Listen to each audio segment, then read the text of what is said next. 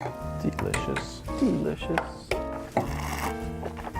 There's a layered seduction to this wine because I've been 18 years in the wine business. I love this wine with barbecue. Let's taste some wine. The Martellotto Semi-Secco Bianco Vermouth.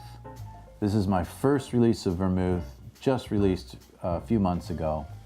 We wanted to make something different, so we actually had commissioned an artist in Brazil who had done some wine label art before, and he has this classic style. You can see he's just got this beautiful kind of flower, and we included some serving suggestions, you know, in America, and tasting notes, and really excited about this wine. I'm going to tell you how I made it. So in America, a lot of people aren't yet accustomed to vermouth. People are more familiar with vermouth if they've traveled to Spain or Italy, or if they love cocktails, or if you're a bar chef, you love vermouth. But drinking vermouth straight on its own is still something that's relatively uncommon here in the US, but there's a world of flavors that I'd invite you to explore. Why?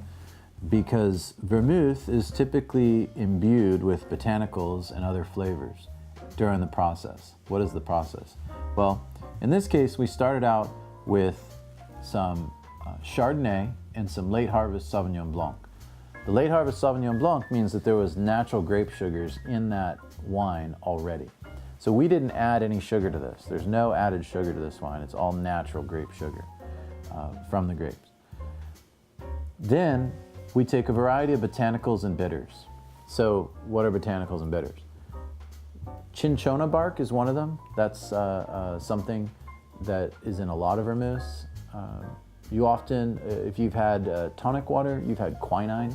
That flavor is also from a bark in South America. There's cloves, there's star anise, there's some flowers, there's a list of probably 20 or more ingredients, not all of which I can remember off the top of my head. But the one ingredient that's super key to the Semi-Secco Bianco, and remember, vermouth lives in this world where it goes from dry to sweet. And this is the half-dry white version. You may have seen dry whites, you may have seen sweet reds. This one's in the middle, and it's just the beginning of what I hope will be a long line of a variety of vermouths that we'll produce over time. Some of which are going to be perfect over ice on their own, some of which will be perfect in your cocktails, some of which are really intended as mixers. This one, I have my number one serving suggestion for vermouth. If you love this particular vermouth, is if you love tonic, I recommend this over ice with tonic water and a twist of lemon or lime. It's really refreshing, really beautiful. So on the nose, what does this taste like? Well, vermouth is typically a wine that has gone through an oxidative process. So, like a sherry. So off the nose, you get this sherry quality. Almost this floor like toasted bitter almond. There's a little bit of vanilla. You can smell a little bit of the sweetness. But the thing that's really going to stand out here is we took organic mandarin peels and immersed them into grape distilled spirit, which is the high proof alcohol along with the botanicals that gets marinated and is then added to the base wine. So that raises the alcohol. The alcohol in this wine is probably 18%, maybe 19%. So it's fortified, so it's a little bit stronger, obviously, than most table wines, which run 13 to 14 and a half. And that mandarin, that fresh mandarin peel is what really jumps out, both in the nose and in the mouth.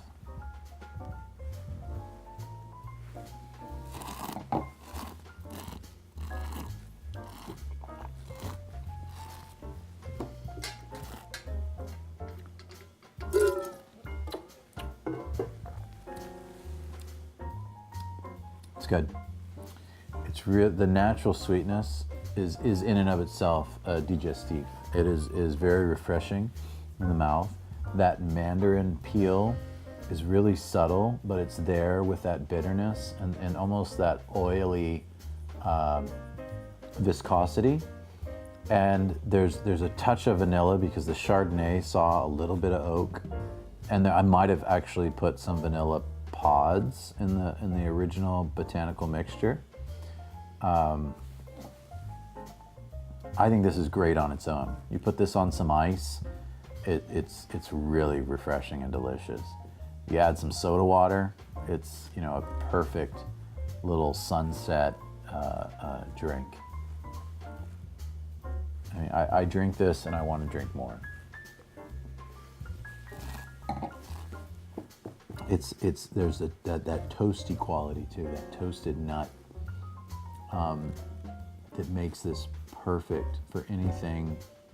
If you're gonna serve nuts, warm nuts, olives, stuffed olives, cheese plate, you can't go wrong with this wine.